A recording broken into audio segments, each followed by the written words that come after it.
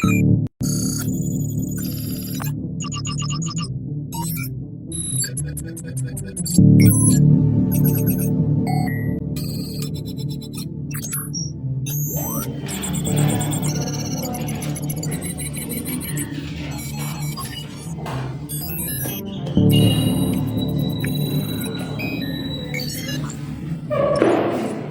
हम जो भी फूड लेते हैं उसमें कितने टाइप के एलिमेंट्स होते हैं या क्या क्या प्रेजेंट होता है? Protein, fat, nucleic acid. तो ये चार ऐसी चीजें हैं जिनको डाइजेस्ट करने की जरूरत होती है। ये क्या है? कॉम्प्लेक्स फूड है। जो कार्बोहाइड्रेट है वो बहुत सारे स्मॉल स्मॉल यूनिट्स मिलकर बना होता है, इसमें बहुत सारे टाइप है। प्रोटीन भी क्या है? एक पॉलीपेप्टाइड चेन है। फैट फैटी एसिड है जिसमें हाइड्रोकार्बन की बहुत सारी श्रृंखलाएं हैं। न्यूक्लिक एसिड बहुत सारे न्यूक्लियोटाइड से मिलकर बना होता है। तो इन सभी के डाइजेशन की आवश्यकता होती है। फूड में ऐसी कौन सी चीजें जिनको डाइजेशन करने की जरूरत नहीं है? वाटर, ठीक है, सॉल्ट, मिनरल्स और विटामिन और आयंस। इतनी चीजें हैं जिनको डाइजेस्ट करने की जरूरत नहीं होती। इसके अलावा carbohydrate, protein, fat, nucleic acid, इन सभी को डाइजेस्ट करना पड़ता है। तो डाइजेशन की जो प्रोसेस है कितने स्टेप में कंप्लीट होती है? तो पहली प्रोसेस कौन सी होती है? भोजन को ग्रहण करना या इंजेशन, अंतर्ग्रहण। किसको कहते हैं अंतर्ग्रहण? किस टाइप की प्रोसेस है? सभी रोज करते हैं, खाना सभी खाते हैं। मतलब डाइजेस्टिव सिस्टम में हम इसको कैसे एक्सप्लेन कर सकते हैं? ह्यूमन कैसे करता है? हाथ से तोड़कर दिवाली को खाते हैं, फिर दांतों के द्वारा उसको चबाया जाता है। ठीक, तो दांतों के द्वारा भोजन को चबाकर और अंदर ग्रहण करने की जो प्रोसेस है उसको हम कहते हैं इंजेशन या अंदर प्रोसेस है डाइजेशन, जो मोस्ट इंपॉर्टेंट है। किसको कहते हैं डाइजेशन? अब हमने जो भी फूड लिया है कॉम्प्लेक्स स्ट्रक्चर, कॉम्प्लेक्स स्ट्रक्चर को ऐसे स्ट्रक्चर में चेंज करना है जिसको बॉडी एब्जॉर्ब कर सके और उसके बाद उसका यूटिलाइजेशन कर सके। तो पहली इसमें क्या करेंगे? पाचन एक ऐसी प्रक्रिया है जिसमें भोजन के रूप में लिए गए जटिल कार्बनिक पदार्थ, जटिल कार्बनिक पदार्थों को सरल और छोटे अणुओं में परिवर्तित किया जाता है। जैसे क्या होगा?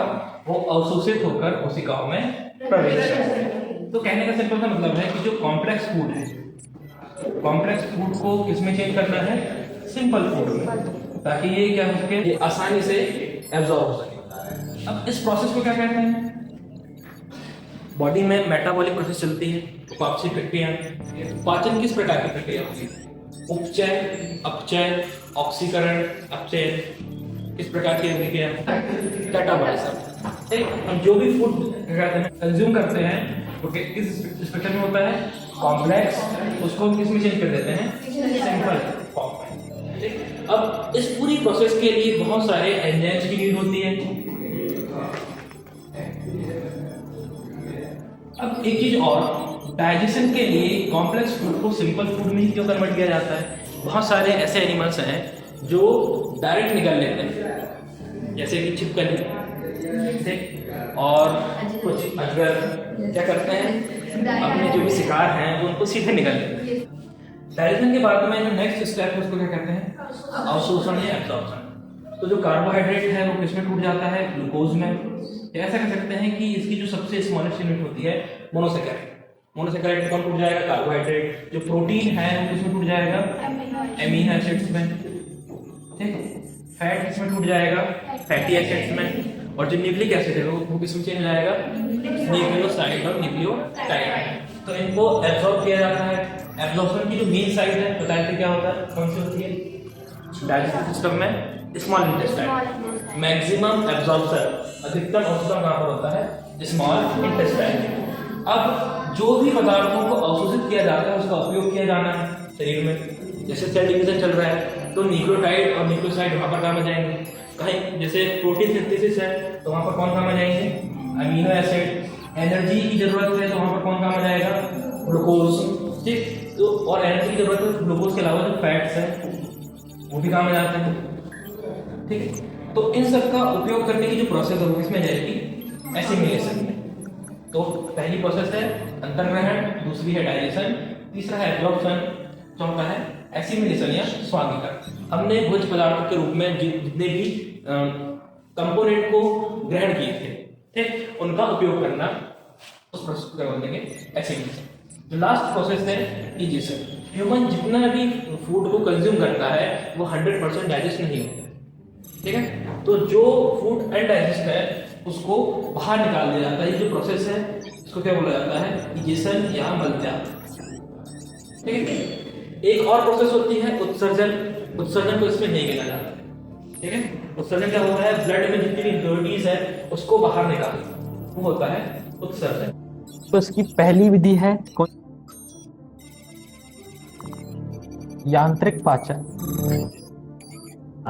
तो हम जो भी फूड ग्रहण करते हैं सबसे पहले उनका मैकेनिकल कैसे होगा कि दांतों के द्वारा हम उन्हें कतर कर, काट कर, चबाकर या पीस कर भोजन को छोटे छोटे टुकड़ों में तोड़ते हैं। तो इसकी आवश्यकता हमें क्यों होती है?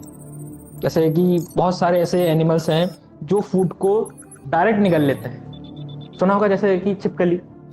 छिपकली को देखा है क्या कि वो चबा चबा के खाती है अपने वो इंसेक्ट को?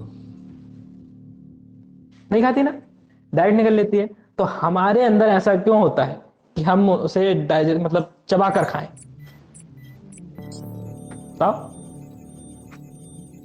तो चबाकर खाने का मेन मकसद ये होता है, ये जो कॉम्प्लेक्स फूड है ना, इसको छोटे छोटे टुकड़ों में तोड़ना। तो छोटे छोटे टुकड़ों में तोड़ने से क्या फायदा होता है, एंजाइम्स को अपनी एंजाइमेटिक रिएक्शन करने के लिए ज्यादा सरफेस मिल जाता है। तो सरफेस एरिया को बढ़ाने के लिए अचीविंग द फूड। तो अब हम इस भोजन को चबा लेते हैं और उसमें क्या मिलता है, सलाइवा। तो ऐसे भोजन को हम क्या बोलते हैं, बोलस। तो फूड बोलस के फॉर्म में ही आगे एलिमेंट्री कैनाल में जाता है, ठीक है। तो केमिकल डाइजेशन में क्या हुआ, भोजन को चबाया गया, साथ में सलाइवा को मिलाया गया। तो ये था मैकेनिकल डाइजेशन। इसके बाद होता है केमिकल डाइजेशन। तो मैकेनिकल और केमिकल डाइजेशन स्टार्ट कहां से हो जाता है, बक्कल कैविटी। अब इसका होता है केमिकल डाइजेशन। तो केमिकल डाइजेशन के लिए बक्कल कैविटी में क्या पाई जाती हैं, सैलाइवरी ग्लैंड। कौन कौन सी, मेजर और माइनर। इनसे सलाइवा का सिक्रीशन होता है। अब सलाइवरी ग्लैंड से जो सलाइवा निकलती है उसमें क्या पाया जाता है, एमाइलेज। इसी के दो नाम और है, कौन कौन से, टाइलिन और एक नाम और है डायस्टेज। ये स्टार्च कोई कौन सा वाला छोड़ेगा, ये माल्टोज और आइसोमाल्टोज और डेक्स्ट्रीन। देखो ओरल कैविटी में स्टार्च का डाइजेशन स्टार्ट हो जाता है। कौन से वाले स्टार्च का, कुक्ड या अनकुक्ड, पका हुआ या अनपका हुआ। पका हुआ, जो भी स्टार्च पका हुआ रहेगा उसका डाइजेशन ओरल कैविटी में स्टार्ट हो जाता है। कौन सा एंजाइम वर्क करता है, एमाइलेज एंजाइम। तो एमाइलेज एंजाइम सबसे पहले स्टार्च को किसमें ब्रेक डाउन करेगा, डेक्स्ट्रीन में, माल्टोज में और आइसोमाल्टोज में, ठीक है। इससे क्या होता है, उसके पाचन में आसानी हो जाती है। अब इसके बाद जो फूड है इसमें कौन सा डाइजेशन होगा, केमिकल डाइजेशन, ठीक। अब हम किसी बात करेंगे खासकर कार्बोहाइड्रेट की। कार्बोहाइड्रेट या फूड में अभी कौन मिक्स हो गया है, सलाइवा।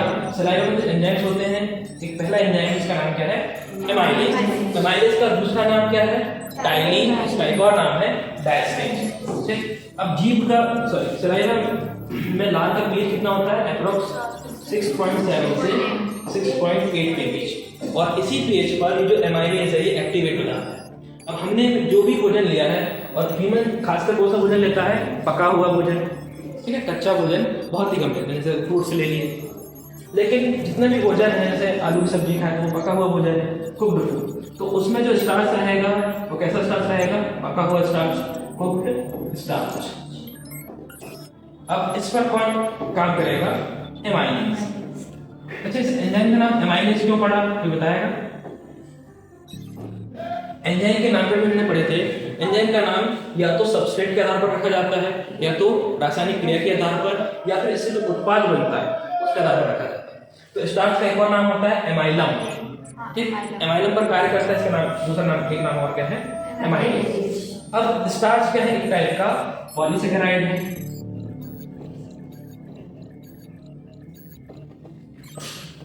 मतलब ये बहुत सारी मोनोसेकेराइड इनमें से मिलकर बना है। अब स्टार्च को ये जो एमाइलेज है ये दो तीन पार्ट में तोड़ देगा। तो जो सबसे पहले इसको किसमें तोड़ता है? माल्टोज में। इसके अलावा आइसोमाल्टोज और डेक्स्ट्रीन। आपने कभी अगर जैसे सूखी रोटी है उसको चबाया थोड़ी देर, नहीं चबाएगा ना, चबा कर तो वो मीठी लगने लगती है। क्यों लगती है मीठी? क्योंकि जो स्टार्च है वो किसमें टूट जाता है? माल्टोज और आइसोमाल्टोज। और ये जो प्रोसेस है कहाँ पर हो रही है? अभी बक्कल कैविटी या ओरल कैविटी में। ठीक, तो जो सूखी रोटी है वो भी कुछ टाइम के लिए मीठी लगने लगती है। उसका रीजन क्या होता है? जो पॉलीसेकेराइड है वो चेंज हो जाता है डाइसेकेराइड। डाइसेकेराइड कौन सी है? माल्टोज, आइसोमाल्टोज। ये टेस्ट में कैसी होती है? मीठी होती है। ठीक, तो जो कुक्ड फूड है या कुक्ड स्टार्च है, एमाइलेज की उपस्थिति में टूट जाएगा। किसमें? माल्टोज में, आइसोमाल्टोज में और डेक्स्ट्रीन में। डेक्स्ट्रीन क्या है? स्टार्च की छोटी छोटी ब्रांचेस है। ठीक, तो ओरल कैविटी में डाइजेशन दो टाइप से होगा, मैकेनिकल डाइजेशन और केमिकल डाइजेशन। मैकेनिकल डाइजेशन में टीथ, टंग, जॉ और मसल्स काम करते हैं। यहाँ पर जो एंजाइम है वो सलाइवरी एमाइलेज। तो ये इतना हो जाता है मैकेनिकल केमिकल डाइजेशन। तो इसको कितने पीएच की आवश्यकता होती है एमाइलेज एंजाइम को? 6.7 से 6.8 इतना पीएच होना चाहिए। अभी हमने पढ़े थे वक्कल कैविटी में। अब ईसोफेगस में डाइजेशन होता है पर इसमें do not produce digestive enzyme. तो क्योंकि ईसोफेगस में कोई भी डाइजेस्टिव ग्लैंड या पाचक ग्रंथियां नहीं होती है तो इनमें कोई भी डाइजेस्टिव एंजाइम नहीं निकलता है। लेकिन जो बोलस में अभी भी कौन सा एंजाइम है? टाइलिन या एमाइलेज। ये एंजाइम लगभग 30 से 50% कार्बोहाइड्रेट का पार्शियल डाइजेशन या आंशिक पाचन ईसोफेगस में आते तक, ईसोफेगस से स्टमक में पहुंचते तक लगभग 30 से 50% कार्बोहाइड्रेट का पार्शियल डाइजेशन हो जाता है स्टमक में। अब स्टमक में भी पाचन दो मेथड से होगा। कौन कौन सी? Mechanical, chemical. स्टमक में भी ये क्रमाकुंचन गतियां होती हैं। क्रमाकुंचन गतियां, इससे क्या होगा? स्टमक में कौन सा जूस सीक्रेट होता है? Gastric juice. इसमें मेनली होता है HCl। ठीक है, इसको HCl लिख के यहां पर लिख सकते हैं acidic content of stomach. Stomach में पाया जाने वाला अम्लीय कंटेंट, ये मिलके अब क्या कहलाता है? काइम। जैसे ही ये स्टमक में आता है, स्टमक में इससे क्या मिलता है? Gastric juice. किसकी वजह से मिलता है? स्टमक में होने वाली क्रमाकुंचन गतियां या पेरिस्टालसिस मूवमेंट के द्वारा। तो इससे क्या होता है? बोलस और HCl मिक्स हो जाते हैं, जिससे क्या बनता है? काइम। स्टमक में कार्बोहाइड्रेट का पाचन होता है क्या? नहीं होता। क्यों नहीं होता? क्योंकि ये जो टाइलिन एंजाइम है या एमाइलेज एंजाइम है, ये क्या होता है? निष्क्रिय हो जाता है। क्यों निष्क्रिय हो जाता है? क्योंकि इसका पीएच अब चेंज हो जाता है। कितना हो जाता है यहाँ पर स्टमक में पीएच? 1.5 से 2.5 के बीच में हो जाता है। एसिडिक होने के कारण कौन सा एमाइलेज एंजाइम की जो एक्टिविटी है वो इनहिबिट हो जाती है, रुक जाती है।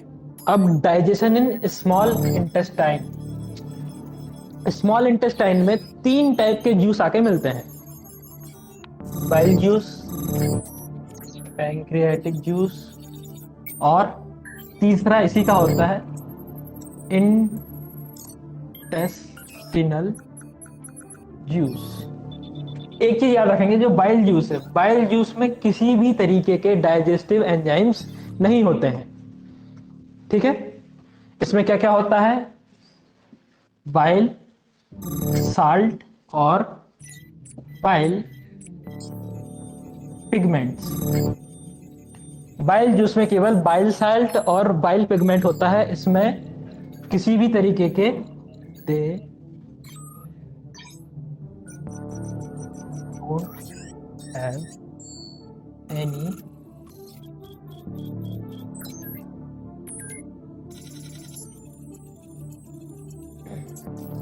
ये जो बाइल जूस है, बाइल जूस कहां से आता है,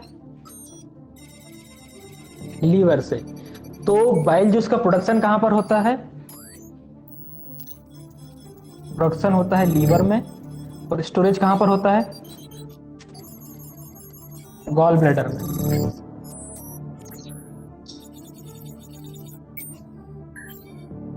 ठीक है, तो गॉल ब्लैडर में क्या होता है, जो बाइल जूस स्टोरेज हुआ है उसमें से वाटर का एब्जॉर्प्शन होता है, जल का अवशोषण होता है, जिससे जो बाइल जूस है 20 टाइम्स मोर कंसंट्रेट, है ना, 20 गुना ज्यादा कंसंट्रेट हो जाता है, और इसमें किसी भी तरीके के डाइजेस्टिव एंजाइम्स नहीं पाए जाते हैं।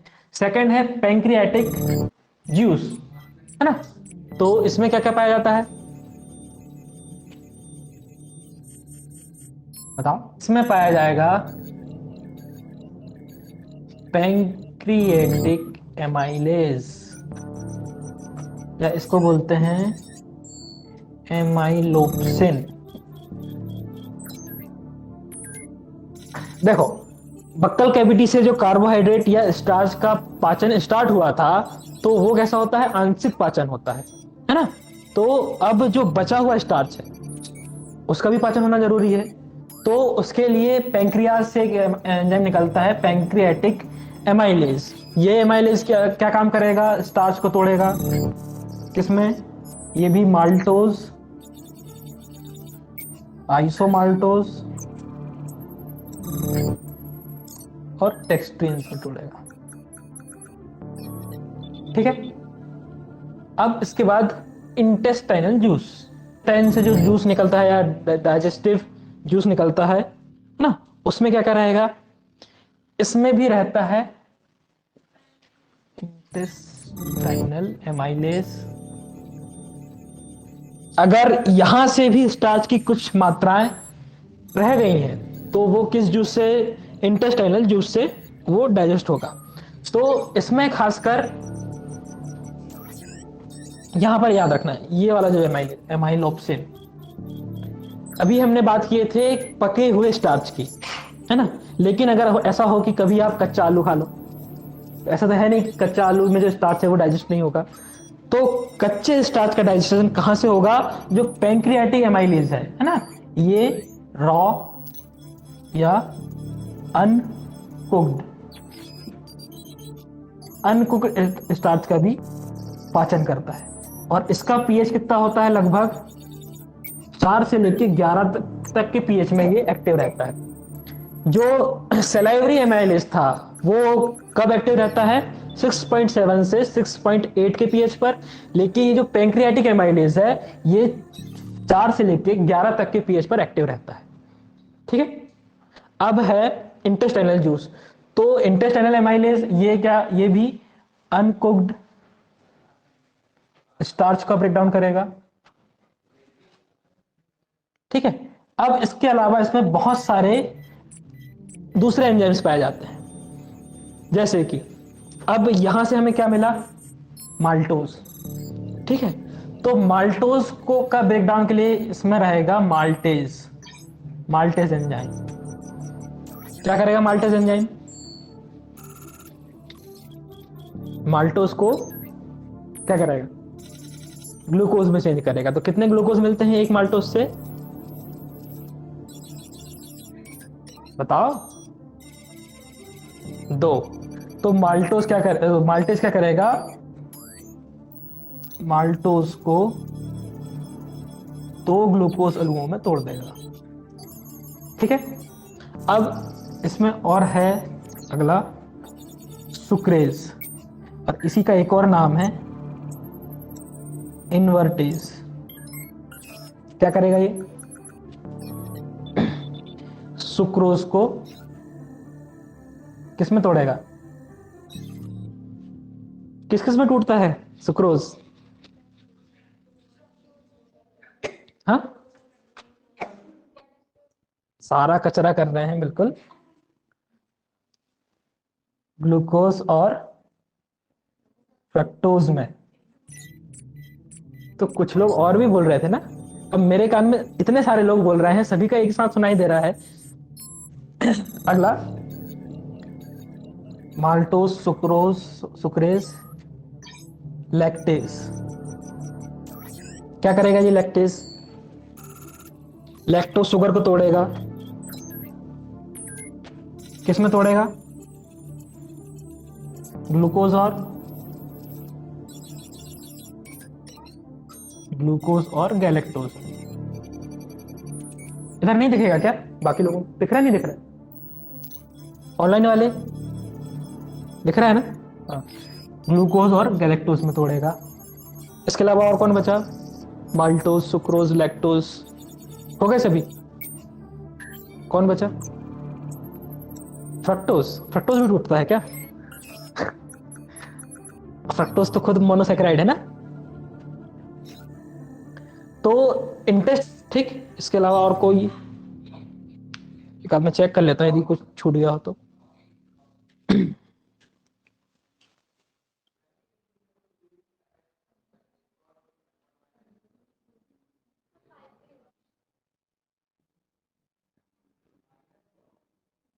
एक है आइसोमाल्टेज, ये भी किसको तोड़ेगा, आइसोमाल्टेज को, ग्लूकोज में।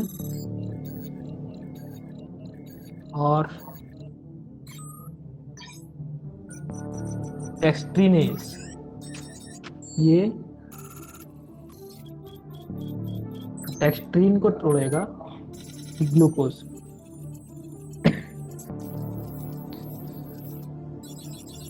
लैक्टोज इंटॉलरेंस, इंटॉलरेंस का मतलब समझते हो? इंटॉलरेंस का मतलब होता है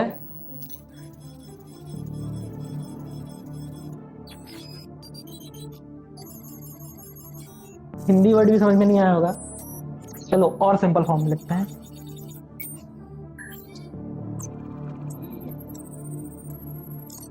अब समझ में आ गया? तो कुछ ऐसे लोग होते हैं जिनकी इंटेस्टाइनल जूस में, है ना, इसमें कौन सा एंजाइम नहीं रहेगा, लैक्टेज एंजाइम। लैक्टेज एंजाइम या तो स्मॉल अमाउंट में प्रोड्यूस होता है या फिर नहीं होता है। तो क्या होगा, इनकी बॉडी में जो लैक्टोज शुगर है या मिल्क शुगर, ये डाइजेस्ट नहीं होगी। अब डाइजेस्ट नहीं होगी तो क्या होगा, स्मॉल इंटेस्टाइन से जब ये लार्ज इंटेस्टाइन में जाएगी तो वहां पर पाए जाने वाले सिम्बायोटिक बैक्टीरिया इस पे रिएक्शन करेंगे। इससे क्या होगा, बॉडी में गैस बनेगी। गैस के साथ ही इसमें क्या होगा, अब ये कौन से फॉर्म में रहेगा, लिक्विड फॉर्म में रहती है। तो लूज मोशन, गैस की प्रॉब्लम और बॉडी पेन, इनकी प्रॉब्लम होती है। इसलिए इनको ये सजेस्ट किया जाता है कि आप मिल्क फ्री या लैक्टोज शुगर फ्री चीज़ों को अपने डाइट में लें। जैसे मिठाई, दूध से बनी वाली मिठाई ना खाएं, ना, मिल्क ना पिएं। तो जिन लोगों को ये नहीं बनता है उनमें लैक्टेज एंजाइम या तो कम मात्रा में बनता है या नहीं बनता है। ठीक है। और लैक्टेज एंजाइम सबसे ज्यादा कब बनता है, कौन सी अवस्था में, चाइल्डहुड में, या जिसे बोलते हैं शैशव अवस्था, है ना। इसलिए उन्हें नहीं खाना चाहिए। हाँ, तो दूध से दही में परिवर्तित करने के लिए कौन सा प्रोटीन पाया जाता है, कौन सा एंजाइम पाया जाता है, बताओ? दूध का दही में परिवर्तन, मैंने बैक्टीरिया का नाम तो पूछा ही नहीं, मैंने पूछा कौन सा एंजाइम,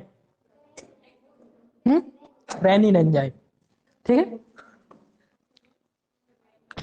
तो आज के लिए इतना काफी है। आज हमारा कंप्लीट हो गया कार्बोहाइड्रेट का डाइजेशन। समझ में आया? नहीं आया तो और अच्छी बात है, अगर किसी को समझ में नहीं आया तो वो पूछ सकता है।